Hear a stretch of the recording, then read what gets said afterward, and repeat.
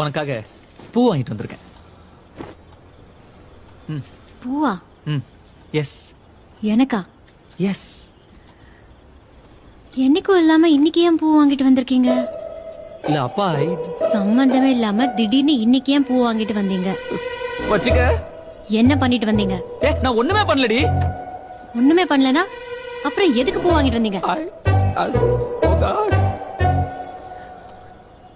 அப்போ அப்போ அப்போ அப்போ சொல்லுடி.